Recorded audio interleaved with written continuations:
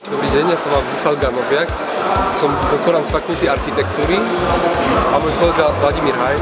Zaoberáme sa priemyselným dedičstvom, ako je napríklad táto elektrárňa v Piešťanoch.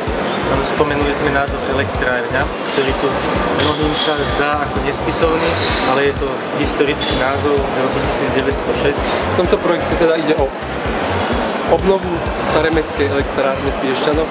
To je jedna z prvých rakúsko-uhorských elektrární na báze mazutu, to je niečo ako ropa. Práve majiteľ Západoslovenská energetika sa rozhodli pred 3 rokmi zorganizovať študentskú architektonickú súťaž na nové využitie tejto elektrárne, kde mali zámer spraviť toto edukačné centrum. Tú súťaž vlastne vyhrali dvaja študenti, konkrétne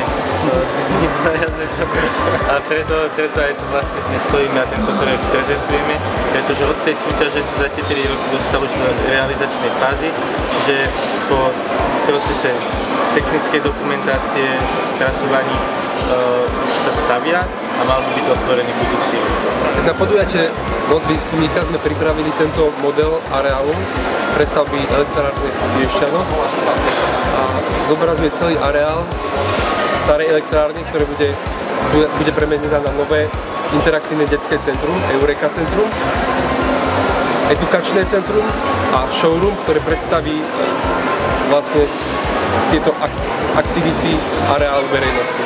Je mierite 1:200 a vlastne tá Noc výskumníka prezentuje tú noc, čierny box so nasvetlením a tie rôzne pozorovacie uhly znázornené dierami prezentujú to, že je potrebné ho skúmať.